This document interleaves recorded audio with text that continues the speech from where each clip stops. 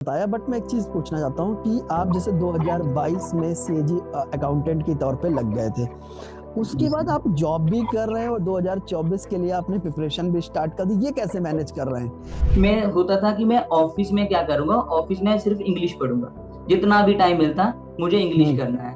तो English okay. में अपनी वोकैब को अच्छे से करना है, जो भी मेरी ग्रामर है, मेरा आरसी है, इंग्लिश अच्छे से करता था ऑफिस में। और घर आके मैं सर मैथ्स पढ़ता था अच्छे से। इसके बाद मान लो कभी कभी ऐसा होता था ना कि आप जॉब भी कर रहे हैं, आप पढ़ाई भी कर रहे हैं, एक समय कभी ऐसा होता था कि आप बहुत फ्रस्ट्रेट हो गए, यार थक गया हूँ। तो अपने आप को थोड़ा शांत रखने के लिए कभी कभार लगता था कि नहीं, अब थक चुका हूँ, या फिर दिक्कत आ रही है किसी भी बात के लिए, तो मैं एक दिन की ब्रेक ले लेता था, रेस्ट कर लेता था। बस ये है कि अगर आप सच्चे दिल से, सच्चे मन से मेहनत कर रहे हो, तो आपको जो उसका फल है, जो उसकी सक्सेस है, वो जरूर मिलेगी। आज नहीं तो कल मिलेगी। जब कोई भी हम्म। नया बच्चा जो मेरे से पूछता है कि हम प्रेपरेशन करना चाहते हैं, तो उसकी मेरी फर्स्ट रेकमेंडेशन यही होती है कि अड्डा 247 का ऐप पहले इंस्टॉल करिए आप। उसके बाद ओके। बाकी का काम वो आपको खुद बता देंगे। नमस्कार दोस्तों, आप सभी का स्वागत है एसएससी अड्डा 24/7 पर। और आज हमारे साथ जुड़े हमारे स्टूडेंट जिन्होंने एसएससी अड्डा परिवार से प्रिपरेशन की और इस बार एसएससी सीजीएल 2024 में फाइनल सिलेक्शन लिया। तो हम जानेंगे इनकी जर्नी के बारे में, किस तरीके से इन्होंने प्रिपरेशन की, किस शेड्यूल को फॉलो करते हैं, किस टाइम टेबल में को फॉलो करते हैं, कितना टाइम मैथमेटिक्स को देते हैं, कितना टाइम आपका रीजनिंग को देते हैं, जीएस को देते हैं, और आपका प्रॉपर एक एक चीज हम इनकी जानेंगे कि इन्होंने प्रिपरेशन किस तरीके से की। तो हेलो सर, कैसे हैं आप? जी सर, नमस्कार। हाँ। तो सर मैं एक बार आपसे जानना चाहता हूँ कि आप अपना प्रॉपर इंट्रोडक्शन दें, क्योंकि आपका इंट्रोडक्शन और आप जिस तरीके से प्रिपरेशन कर रहे हैं इस बारे में बच्चे को बताएं कि आपने प्रिपरेशन किस तरीके से की। जी सर, मेरा नाम अश्विनी कुमार। मैं हम्म। पंजाब की डिस्ट्रिक्ट जालंधर से बिलोंग करता हूँ। हम्म। तो सबसे पहले मैं ये बताना चाहता हूँ कि मैं एसएससी सीजीएल 2022 से सिलेक्शन लिया था सीएजी हम्म। में एज ए अकाउंटेंट। तो करंटली मैं थिरुवनंतपुरम, केरला में जॉब करता हूँ। ओके। तो इस साल सर मैंने एसएससी सीजीएल 2024 से सीजीडीए ऑडिटर में एज ए सिलेक्ट हुआ हूँ। तो मतलब 2022 से आप सिलेक्टेड हैं सीजीए सीएजी अकाउंटेंट के तौर पे, और उसके बाद आपने 2024 का एग्जाम दिया। तो ये एग्जाम क्यों दिया आपने, क्या सर रीजन था? क्योंकि जी सर बिल्कुल, क्योंकि यहाँ पे था कि हम परमानेंट हैं, कोई ट्रांसफर नहीं है। तो लाइफ टाइम सर केरला में रहना थोड़ा सा दिक्कत, मतलब साउथ में सरवाइव करना मुश्किल है। तो इसीलिए हम्म। फिर सोचा कि आगे फिर से प्रेपरेशन करते, और नॉर्थ में जाने की सोच रहा था, इसीलिए फिर मैंने प्रेपरेशन करी है साथ में। अच्छा। तो मे बी। तो जी आपने अपनी प्रिपरेशन कब से स्टार्ट की थी? सर, वैसे तो मैं जो प्रेपरेशन स्टार्ट करी है गवर्नमेंट जॉब के लिए हम्म। 2029 में मैंने करी है स्टार्ट। तो उसके बाद सर पहले तो 19 मैं में, बैंकिंग 19 में। 1990 हाँ, 19 में। 19। तो हम्म। सबसे पहले सर मैं बैंकिंग प्रेपरेशन करता था। तो हम्म। जैसे ही फिर मेरे को जैसे मैं ऑफलाइन थोड़ी कोचिंग ले रहा था डॉक्टर बी आर अम्बेडकर भवन, अर्बन स्टेट फगवाड़ा से, मतलब नियर बाई सिटी है, वहां से मैं ऑफलाइन कोचिंग लेता था। उन्होंने थोड़ा गाइड करा हम्म। कि जैसे जैसे उन्होंने बताया कि सबसे पहले मेरे को ऐप बताया कि अड्डा 247 ऐप अपना इंस्टॉल करिए। इससे हम्म। आपको नोटिफिकेशंस मिलते रहेंगे। आपको मतलब जैसे मैथ्स के लिए क्या है, रीजनिंग के लिए क्या है, और करंट अफेयर्स कैसे करने हैं, सारा कुछ अड्डा 247 का जो ऐप है उन्होंने मेरे को सारा गाइड कर दिया कि ऐसे ऐसे करना है। हम्म। तो 6 मंथ उन्होंने मेरे को सिर्फ एक रास्ता दिया कि कैसे आपने एक क्या वे है, किस तरह आपने जाना है। तो उसके बाद सिर्फ जब मैंने सेल्फ स्टडी करी है, तो मैं 2029 से मैं स्टार्ट कर रहा हूँ, तब से ही मैं अड्डा को भी फॉलो कर रहा हूँ। तो पहले मैं बैंकिंग की प्रिपरेशन करता था, फिर उन्होंने मेरे को गाइड करा है कि ये बैंकिंग है, ये एसएससी, आप किस वे अगर चूज करना, कोई वन वे यू चूज करो, देन उसके ऊपर चलो। तो पहले मैं बैंकिंग की प्रिपरेशन करी, उसके बाद फिर मैंने एसएससी के ऊपर आया, और फिर लगातार प्रिपरेशन करी एसएससी के ऊपर फोकस करके। देन 22 का एग्जाम निकाला, अब 24 का सर। ओके। तो आपने बैंकिंग एग्जाम भी दिए? जी सर, मैंने बैंकिंग के भी एग्जाम दिए बहुत सारे सर। आज तक मैंने 54 55 अप्रॉक्स एग्जाम दिए हैं गवर्नमेंट जॉब के लिए। और मेरे 55 अप्रॉक्स एग्जाम दिए आपने? जी अच्छा, सर, मेरे बैंकिंग सर। एग्जाम में आपका कौन सा एग्जाम क्वालिफाई हुआ था?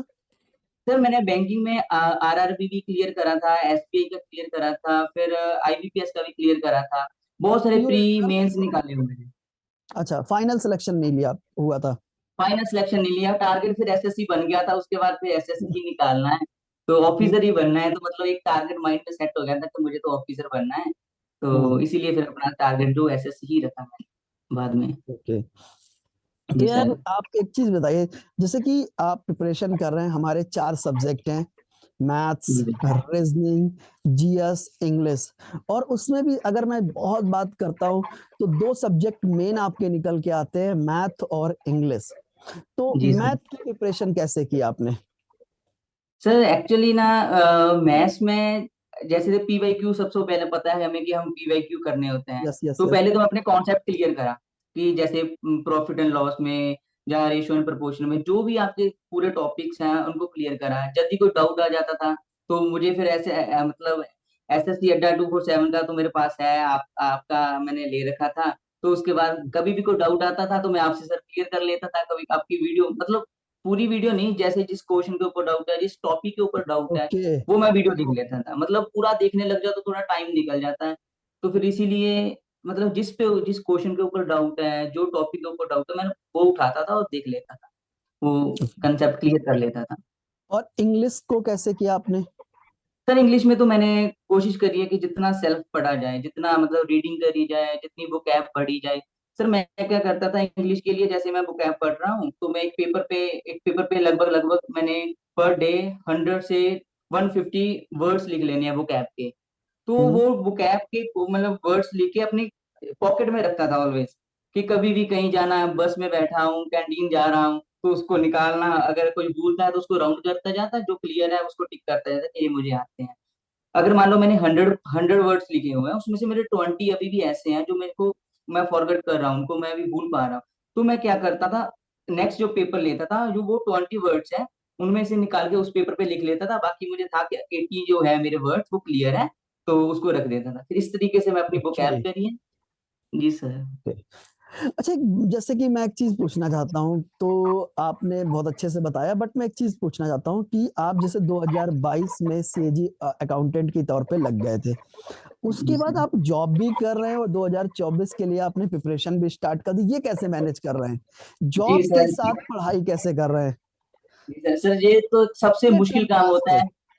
हम्म, जी मैं कहना चाहता हूँ कि सबसे डिफिकल्ट टास्क है ये आपके लिए, कि आप 8 आवर्स अपनी जॉब पे देते हो, उसके बाद भी अपने आप को मैंने टाइम मैनेज करके, मतलब ये मतलब बहुत ही मुश्किल काम था मेरे लिए हम्म, भी। तो मैंने फिर क्या करा कि सर जैसे कि जॉब में मेरा चलता है कि 8 आवर्स है, तो मैं क्या करता था, जब भी मुझे लंच ब्रेक होती है, कोई टी ब्रेक होती है, अपना वो खाना पीना करके उसके बाद सर मैं अपना जितना भी टाइम मिलता, जब भी मिलता, तो मेरे हम्म, नोट्स वहां पड़े होते थे, मैं अपनी हम्म, कॉपी वगैरह वहां रखी होती थी ऑफिस में, तो वहां से पढ़ता रहता था। तो उस पे सर 6 बजे मैं घर आ जाता था, तो 7:30 तक मैं अपने सारे काम फिनिश करके 7:30 8 बजे तक उसके बाद सर लग जाता था। एक मोटिवेशन सर अंदर ऐसा था कि नहीं मुझे करना है, मुझे जहां से जाना है, तो वो मोटिवेशन मुझे पता नहीं चलता था कब सुबह के 3 बज गए, कब सुबह के 4 बज गए। तो मतलब कि अपनी जो नींद नींद को बिल्कुल, बहुत कम बिल्कुल। कर रखा था मैंने। तो मेरे हाँ। को पता था कि मेरा 18 जनवरी को मेरा मेंस एग्जाम होने वाला है, तो लास्ट के जो हम्म, 3 4 महीने थे ना, तो उसमें तो मैंने नींद को मतलब बहुत कम कर दिया था, सिर्फ पढ़ाई पढ़ाई सुबह सुबह। मतलब कि कभी कभार तो सर मुझे 5 भी बज जाते थे सुबह के, जब छुट्टी होती थी, सैटरडे संडे मेरा ऑफ रहता था, तो सैटरडे संडे फुल देता था स्टडी को, और बाकी तो मैं देर नाइट नाइट तक सर स्टडी करता था। ओके। एक चीज मैं आपसे और पूछना चाहता हूँ, आप अपना जी। टाइम टेबल बताइए, किस तरीके से आप कितने टाइम उठते थे, किस फिर आप जॉब पे जाते थे या सुबह मॉक टेस्ट लगाते थे, जॉब पे गए उसके बाद कब आप वापस आए, वो एक टाइम स्लॉट चीज पूछना चाहता हूँ। और ये भी जानना चाहता हूँ कि जॉब के दौरान आप किस सब्जेक्ट को कितना समय दे रहे थे अपनी प्रिपरेशन के लिए? जी सर बिल्कुल। सर मैं जैसे कि सुबह तो मैं जल्दी उठ के नहीं पढ़ पाता था, तो मेरे को था कि हाँ मैं जिस तरह मैं मैनेज कर पा रहा हूँ मैं उसी तरीके से ही चलूंगा अपने आप से, मतलब कि मैं सुबह 8 बजे तक उठ जाता था, तो उसके मेरे 9:30 बजे तक मुझे ऑफिस पहुंचना होता था, तो मैं रेडी होकर सुबह 9:30 तक ऑफिस पहुंच जाता था। फिर जैसे ही मेरा ऑफिस स्टार्ट होता है, उसके बाद जब भी मुझे इस बीच में टाइम मिलता है, तो मेरे अपने हम्म, नोट्स पड़े होते थे, तो जैसे कि हम्म, कभी कभार मेरा काम मैं जल्दी फिनिश कर लेता था, तो बाकी का सारा बचा हुआ टाइम मैं अपनी पढ़ाई करता था। तो ओके, मेरे एसओ ने भी मुझे बहुत सपोर्ट करा ऑफिस में, तो थोड़ा बहुत वो भी, मैं उनको भी पता था कि बच्चा स्टडी कर रहा है, तो वो मुझे सपोर्ट करते थे उसके लिए भी। तो जब भी टाइम मैंने मिलता ऑफिस में तब मैं स्टडी करता था। फिर उसके बाद 5:30 मेरा ऑफिस ऑफ हो जाता था, 6 बजे तक सर मैं घर आ जाता था। तो 6 से लेके 7:30 बजे तक मैं अपना सारे काम कर लेता था, फिनिश खाना पीना अपना करके जल्दी कर लेता था, ताकि मुझे पढ़ाई में दिक्कत ना आए, बाद में बीच में नहीं मैं उठना चाहता था। फिर हम्म। 7:30 या 8 बजे तक सर मैं लेके उसके बाद मैंने अपना एक बनाया होता था कि ठीक है, जब तक अगर मैं जैसे जीएस पढ़ने लग जाऊं तो फिर वो थोड़ा रात के टाइम थोड़ा नींद आने लग नींद जाती आने है। लग तो जाती है, इसलिए ओके। मैं ऐसा भी होता था सर, फिर उसी हिसाब से मैं मैनेज करता था। मैं होता था कि मैं ऑफिस में क्या करूंगा, ऑफिस में सिर्फ इंग्लिश पढ़ूंगा, जितना भी टाइम मिलता मुझे इंग्लिश हम्म। करना है। तो इंग्लिश ओके। में अपनी बुकैब को अच्छे से करना है, जो भी मेरी हम्म। ग्रामर है, मेरा आरसी है, इंग्लिश अच्छे से करता था ऑफिस में। और घर आके मैं सर मैथ्स पढ़ता था अच्छे से, कि मेरे को पता है कि मैं मैथ्स अपना करना है अच्छे से। ते जितना भी टाइम मिलता प्रॉपर पीवाईक्यू करने हैं, कॉन्सेप्ट क्लियर करने हैं। फिर जो मेरा सैटरडे संडे होता था सर, 2 दिन हफ्ते में, हम्म। ये 2 दिन मेरे जीएस को जाते थे पूरे के पूरे। सारा ओके। दिन जीएस पढ़नी है अच्छे से, क्योंकि मेरा पता था मेरी इंग्लिश ऑफिस में हो रही है, घर आके मैं हम्म। मैथ्स कर रहा हूँ। जो बाकी के 2 दिन बचे हैं हफ्ते में, उसमें मैं अपनी जीएस को अच्छे से करता था। मैथ्स पढ़ रहा हूँ तो मैथ्स के मॉक लगाने हैं, सेक्शनल मॉक। तो इंग्लिश ओके। पढ़ रहा हूँ ऑफिस में, तो इंग्लिश के हम्म। मॉक्स लगा रहा हूँ।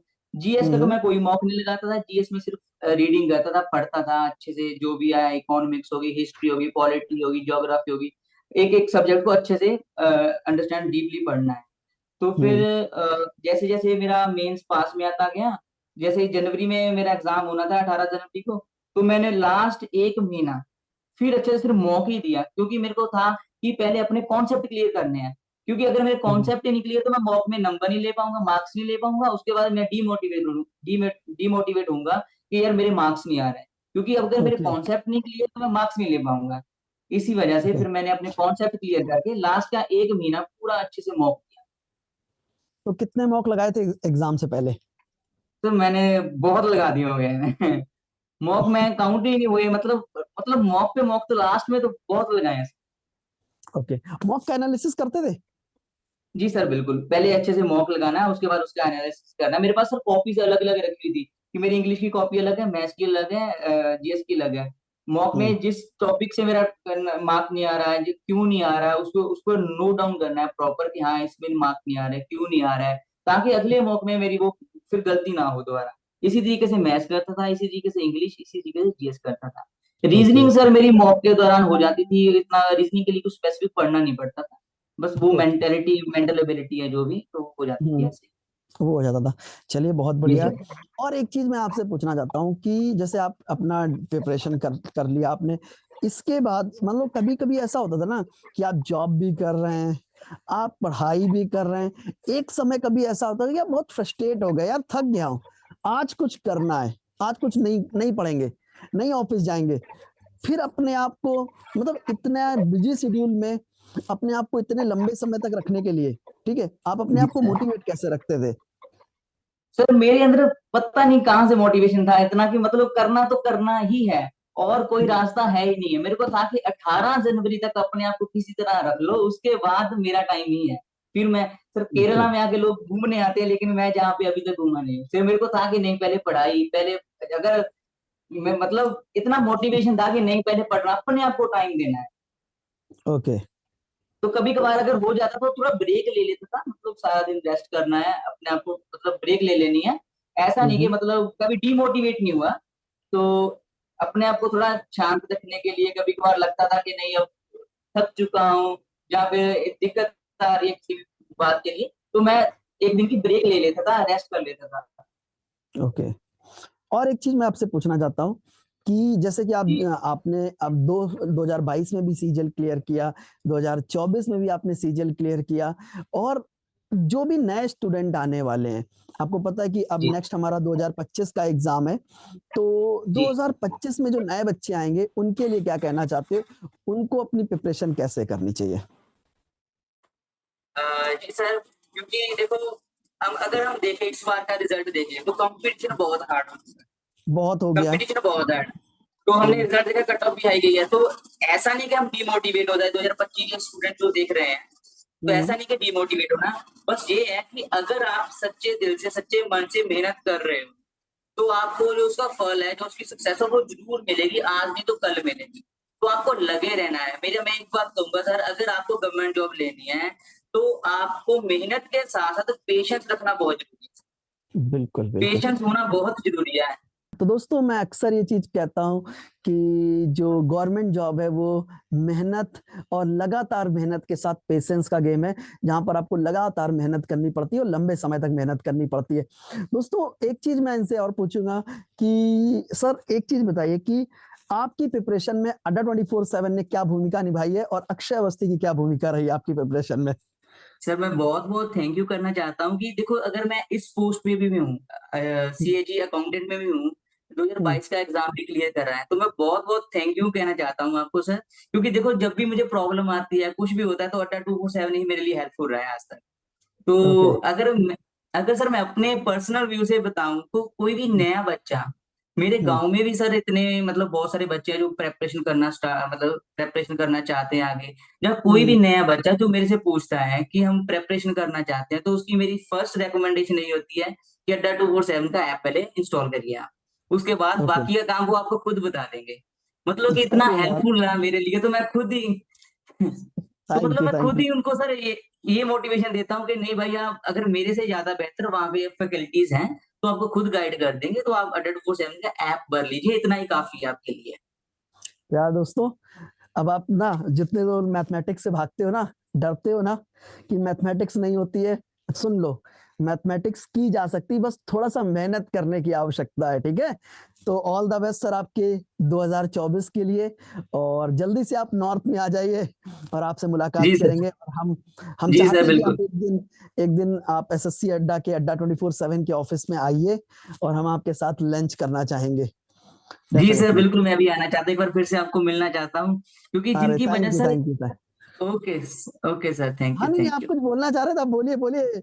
हाँ सर, आप मैं कहना चाहता था कि मतलब अगर आज मैं यहाँ हूँ और कल को मैं नॉर्थ में आ गया हूँ, तो मैं आपका मतलब इसके पीछे आपका हाथ है, क्योंकि देखो अगर मेरे अंदर पर्सनल मोटिवेशन है कि मैं हुँ, हर मतलब कैसे क्या करना है, तो मैं कहना चाहता हूँ कि मेरे पीछे अगर मेरी मेहनत भी है और उतना ही अड्डा 247 का हाथ भी है, अगर आज चलिए मैं जहाँ हूँ। थैंक यू, दिल से शुक्रिया यार आपको। तो ऑल द बेस्ट। चलिए आपसे जी सर। मुलाकात करेंगे अड्डा थैंक 24/7 यू। के ऑफिस। थैंक यू, जय हिंद।